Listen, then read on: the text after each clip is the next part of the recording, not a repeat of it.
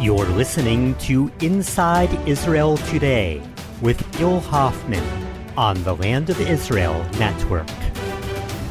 Hello and welcome to Inside Israel Today, here on the Land of Israel Network, on the landofisrael.com, where we are less than 3 weeks before our election. I want to apologize for not being here last week. I went to the United States to spend a little time with my mother, who is not well. And we wish her a refuah shlema, a return to health. But here we are, back in the saddle, with an election that is, I would say it's heating up, but I wouldn't be telling you the truth. People aren't really paying attention. It's our third election under a year. A lot of people are fed up. The election does not make the top of the news lately anyway. As we get closer to March 2nd, though, it will have to. And then we're going to have to figure out what's going to be happening. And right now, if the election would be held today, the results would be very, very similar to the results of our last election in September and our election before that in April. We're still going to have basically no one able to form a government. There will still be, on the right, somewhere about 60 members of Knesset, if you include the Yisrael Beytenu party of Avigdor Liberman. And so the policies of Netanyahu will be supported by about half the members of Knesset, if not more. But there will be more than half the members of Knesset who refuse to join the government with him. And among those more than half that refuse to join the government with Netanyahu, there will be people who won't want to join the government with themselves, with other parties within that bloc. So there will be no way of anyone forming a government. In order for there to be a government, there has to be someone right now who is either lying or breaks some kind of campaign promise. Either Blue and White will have to break their campaign promise to not sit with Netanyahu, or Netanyahu will have to be able to, I don't know how he has 61 members of Knesset. He's willing to sit with others who aren't willing to sit with him. Or Yisrael Beytenu will have to break one of its promises. Avigdor Liberman has said he would not sit with the Arab party, the Joint Arab List, and he would not sit with any of the ultra-Orthodox parties. Well, if the Blue and White party won't sit with Likud, and they would sit with Yisrael Beytenu, but Yisrael Beytenu won't sit with a couple of the parties that maybe Blue and White would sit with, that leaves us with nothing. Unless maybe Avigdor Liberman is not telling the truth. Maybe he will break his campaign promise and agree to sit with either one of the ultra-Orthodox parties, or perhaps in a minority coalition that would have in it Blue and White, the Labor Meretz Gesher party, Yisrael Beytenu, that's already 50-something seats, and the Joint Arab List supporting the government from outside, not being part of the government, not being part of that collective responsibility that they cannot accept in a government that makes decisions to target their Arab brothers when necessary. But for funding to improve the infrastructure in their communities would prevent the government from falling. That might be the only possible government there could be. But on Friday, in a message on Twitter, Avigdor Liberman ruled that out completely, leaving me very, very confused. To ease that confusion, we have now on the line member of Knesset Eli Avidar from the Yisrael Beytenu party. Eli Avidar, thank you for coming on our show on short notice. Good morning. How's the election going so far? In a lot of aspects, it's ambiguous because you can see that certain parties are trying to keep a flexible agenda so that they can get supporters from both sides. One of those parties is Kahol Lavan. Blue and White, yes. That until now, I'm sorry? Blue and White, yes.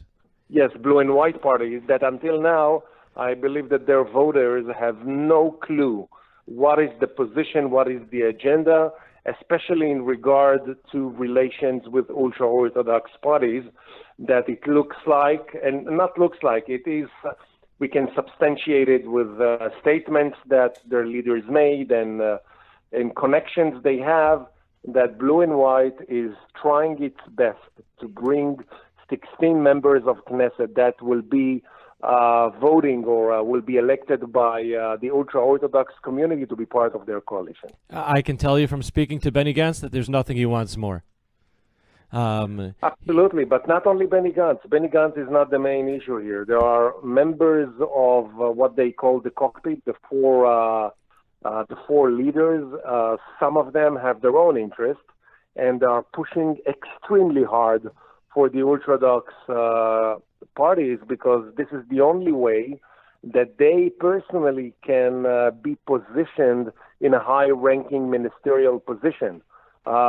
If it will be a unity government, they go back to second and third row. That's why it's not in their best interest. And I feel sorry for the voters that in the last elections, keep in mind that 5 mandates that voted in the end for Blue and White were telling all the polls that they will vote for Israel Beytenu because of their secular agenda.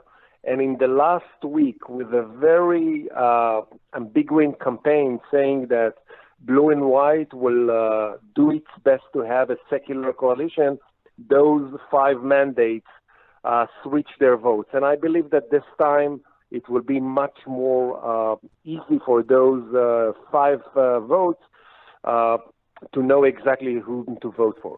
So what government does Avigdor Liberman want?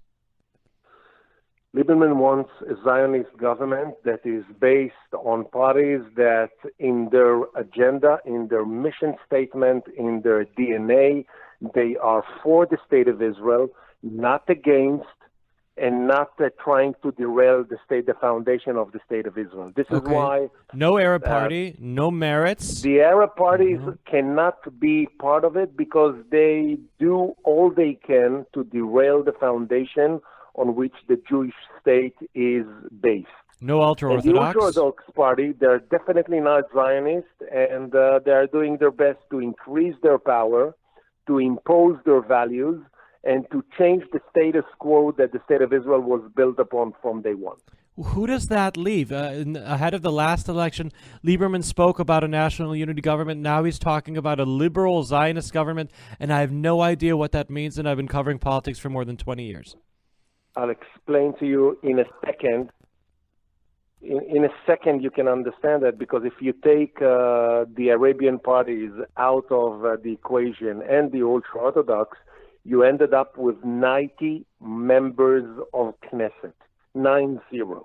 Those 90 are okay? 90 members, from those 90 members, you can definitely form a government. But what is a liberal Zionist government? A liberal Zionist government is a government that basically is for the concept, the statement of each one of us can live his own way of life, which means you do not impose your way of life on other. There is Bnei Brak, there is Mea Shearim, there is Elad, Beitar Illit, Modi'in Illit. That's okay. But they cannot impose their way of life on Tel Aviv, Ra'anana, Kfar Saba, Cholon, Bat Yam. No one gave them this permission, and if Aryeh Deri will continue to be the Minister of Interior, this will be the trend to carry. And the other thing about Zionists, it means that we have to do what is good for the state of Israel, which means even if you take the peace plan of the Trump peace plan, the deal of the century. This is something that needs to be dealt from a Zionist eyes and not from eyes of people who do not care whether the Zionist movement will continue in the state of Israel. Because the Orthodox are against Zionism by definition. And cooperating with the Arabs from outside, if the Likud and Blue and White can't form a government together because Blue and White won't sit together with Netanyahu as long as he has this indictment, and if the only option possible is to form a government of Yisrael Beytenu, Blue and White, and Labor Meretz Gesher that has 50-something seats with some kind of Arab supporting from outside, that's totally unacceptable? Gil, you are projecting the campaign of the last election. And you have to keep in mind that one of the mysteries of public opinion in the state of Israel that people do not realize until now that Benjamin Netanyahu is not going to stay there forever. And the fact that he did not get immunity, the fact that he will go to court, the fact that his whole schedule, national or schedule, will be changed, this is something that people do not realize until now. And Netanyahu is doing a tremendous job in public opinion, in controlling the public opinion so that people will not pay attention to this. But keep in mind that there is a difficulty with Blue and White that did not want to be in unity government with Netanyahu, but we don't look at the Likud as Netanyahu. We look at the Likud as a movement that has its own achievements and history, and we definitely see the Likud part of it. The question of Netanyahu, this is a temporary question. He's not going to stay there. His situation will be overwhelming when his legal proceedings will start in the court of Jerusalem. This is a temporary thing that we shouldn't pay attention to, and I'm really surprised of people in the state of Israel that do not understand that his game is over. But he didn't understand that his game is over. Gideon Sa'ar can form a government with 100 members of Knesset right now. So can other leading figures in Likud. Netanyahu's trial will be starting soon, but apparently not soon enough for a government to be able to form. I don't understand how any government could be formed and how a fourth election can be avoided unless someone right now is not telling the truth and breaks campaign promises. First of all, the only party that never broke a campaign promise is us. And with 5 members of Knesset, we were not seduced by the Likud with all the offers that they gave us. And when we had 8, we got even more, and we were not interested because we kept our campaign promises. To keep campaign promise, you have first of all to understand the agenda, and Blue and White are not putting forward an agenda. They are talking to the ultra-Orthodox. They are sending their statements. They want to be on the same page with each and every one of the parties. And I'll give you an example. We were the only party that put the health issues as a major national problem. And we stated that if we will be in the government, our first number one condition will be that the Minister of Health will be a doctor, a professor, Professor Edelman, someone with a reputation, who's the president of the International Doctors Association, and not some politician that has no clue how to deal with the problem. And the health situation and crisis cannot be dealt unless someone professional come and do it. And what Blue and White did, they right away took our campaign and duplicated, copy and paste, and that's how they do it all the time. But I believe that the voters of Blue and White deserve to understand what Blue and White are going to do. Are they for a government with the ultra-Orthodox? Are they, and if the ultra-Orthodox are inside the government, forget about opening supermarkets on Shabbat. Forget about public transportation on Shabbat. So this is the situation. And Blue and White are not putting forward their agenda. They are not saying what they are going to do. And they are not just projecting statements and political statements just in order to get voters to vote for them. But I believe that those voters deserve to understand the agenda. Last question. What's your prediction for what's going to happen on March 2nd and afterward? On March 2nd, probably the blocks, as they call it, the blocks of are not going dramatically change, but the reality has changed. Benjamin Netanyahu has no immunity. His time is limited. Everyone understands it. We have a president in the White House who is eager to have a large government in the state of Israel supporting his peace plan, and his time frame is the national elections in the U.S., and I believe that Donald Trump will be very instrumental in putting a lot of pressure on parties in Israel to join a large government. Interesting. We, as a party, we will do whatever we can, and even more, to form a Zionist, secular, liberal government. You can put the name, you can put the definition unity, but the problem with unity that you have to have the support of Likud and blue and white for that, and I don't believe that they are there. Very interesting. Thank you very much for your time. Pleasure.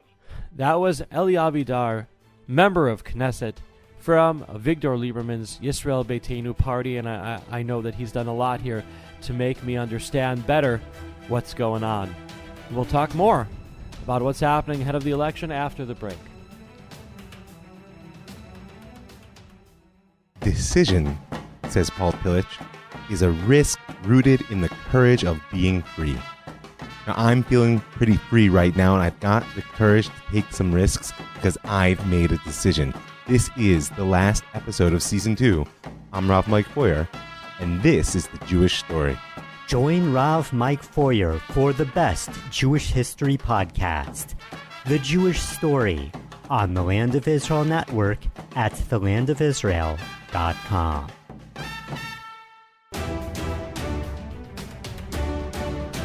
And we're back here on Inside Israel Today on the Land of Israel Network, on thelandofisrael.com.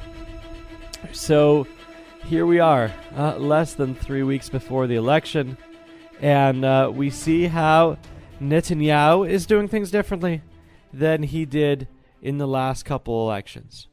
In the April election, he decided that the way for him to be able to get support would be to bypass the enemy. Who is the enemy, ladies and gentlemen? Well, that's, of course, me, the members of the press. And the way for politicians around the world, they have learned to bypass the mainstream media, which I'm proud to be a part of, is to use the social media. Then you could talk to the people directly. And so what he did ahead of the April election was he formed what he called Likud TV, where he was interviewed day in and day out by not a journalist, but a reality show performer named Eli Sadeh. And so that's how he got his messages out. I guess Eli Sadeh might have been too expensive for a second election. So in the second election, Netanyahu would just randomly go on Facebook Live from his yard and just blabber for a long time.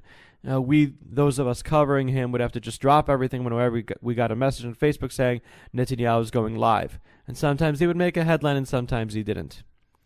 But then, after those two things did not work, he found out what did. Netanyahu realized during the primary campaign, where he was challenged by member of Knesset Gideon Sa'ar, that the way to get elected is to go to the people and ask them to vote for you. Social media is too impersonal. People don't do what people tell you to do on social media. If people are watching in their beds, then they can't vote in their bed. We don't have absentee balloting or anything on computer balloting in Israel. They're not going to get out to vote, just like they didn't go out to see you.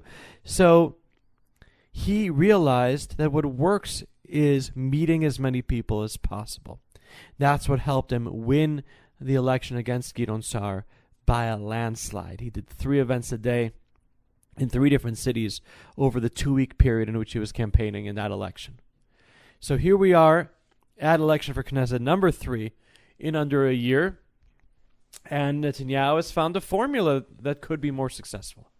He is not only going to 2 cities every single night for campaign events and meeting people there, and he even the other night went after a rally. He went to the home of a family that supports him, a large family, none of whom went and bothered to vote ahead of the last election. He went there and asked them, "Why didn't you vote for me?" And they said, because we thought you would win anyway. And so he's personally going out and meeting people, but he's also putting it on social media. Every night, we reporters, they give us the courtesy of sending a link on Facebook to these events. They don't tell us in advance where they're going to be. They were nice enough to tell me that a couple days ago what the schedule would be for yesterday and today. So I happen to know that Netanyahu will be speaking tonight in the cities of Lod and Bat Yam. But they haven't advertised it anywhere. They haven't, as they would normally do in the past, send us a message a day or two before. Hey, we've got a rally coming up on Tuesday night in Lod and Bat Yam. Nope. So I did get that leak, and I did put it on the cover of today's paper. So now anybody who sees the Jerusalem Post knows they can actually go to a rally in Lod and Bat Yam tonight. But no, all they do is they send out a message saying he's live now, and we pretty much have to drop whatever we're doing, drop our children. Ouch. But yes, we drop our children and turn on the phone and watch Bibi together. My kids are very experienced now at watching the Bibi show, and it's quite an entertaining show. He tells jokes, same ones every time. He tells stories, same ones every time. He likes to preface stories by saying, I'm telling this for the first time, and making people in the room feel very special. It's not the first time, ladies and gentlemen.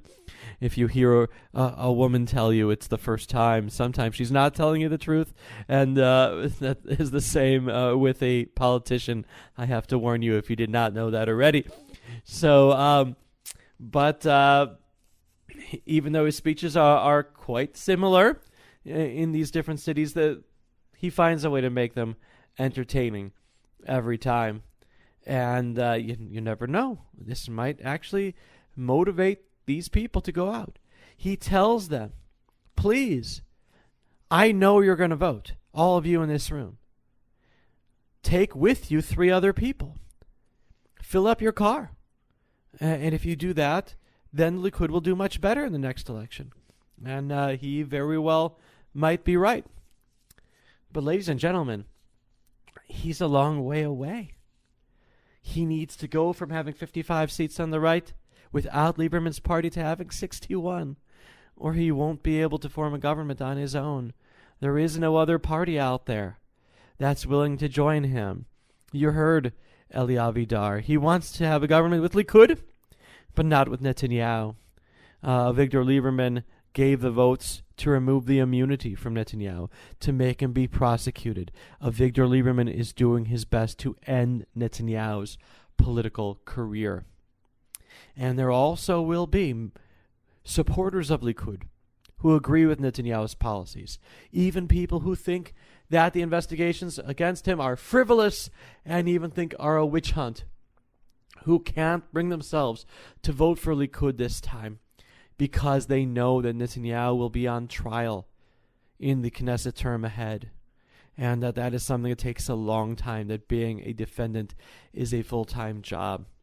And so Netanyahu is very much facing an uphill battle.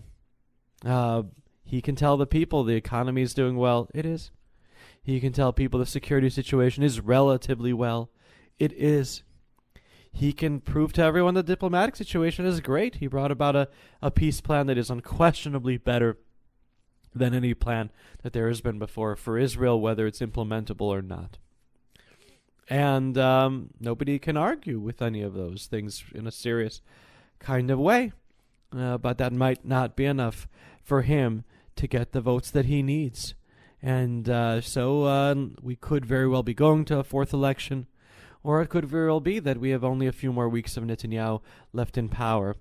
And during that time, he very well might try to implement parts of Donald Trump's peace plan. Tonight, you have Abu Mazen going to the United Nations, the Palestinian leader, to talk about why the plan is wrong. I'm sure there'll be a lot of countries around the world that will applaud him. But he is once again missing an opportunity. And as the saying goes, he's never missed an opportunity to miss an opportunity. What I'd like to end with is to talk about, since I didn't have a show last week, to talk about my pride in Israel that I had a couple days before last week's non-show, when there was the Super Bowl, ladies and gentlemen. Wait, Israel wasn't in the Super Bowl. It was Kansas City and San Francisco. San Francisco is as far away from Israel as it gets. No, but Israel was in the Super Bowl. We had a commercial with Gal Gadot, the Israeli. We had a commercial for hummus, for Sabra hummus, which might be owned by Pepsi, but it is Israeli hummus. You had a commercial for Soda Club, the Israeli company that also happens to be currently owned by Pepsi. And I felt this Israeli rush of pride. And then we had the Oscars a few days ago. Wait a second. There was no Israeli movie in the Oscars. That was South Korea. No, we didn't win. But number one, we showed that a foreign country with a different language that is not a European language, not written with the same letters you use in English, can win the Best Picture Oscar, the Oscar that went to the Parasite movie from South Korea. Maybe that gives hope to an Israeli movie later on. And we had Gal Gadot, who presented an Oscar on behalf of Israel. Quentin Tarantino, the resident of Tel Aviv, he did not win an Oscar that he was expected to win for Best Director or for Best Screenplay. But still, thanks to Gal Gadot, we were represented there at the Oscars. And ladies and gentlemen, we are everywhere. We're in the Olympics. We're in the Super Bowl. We're in the Oscars. And we will continue, wherever we go, to emerge victorious. Thank you for being with us here on Inside Israel today, on the Land of Israel Network, on thelandofisrael.com. And we will have another show next week. It will be only 13 days before the election. Maybe the election will heat up by then. We shall see. Bye-bye.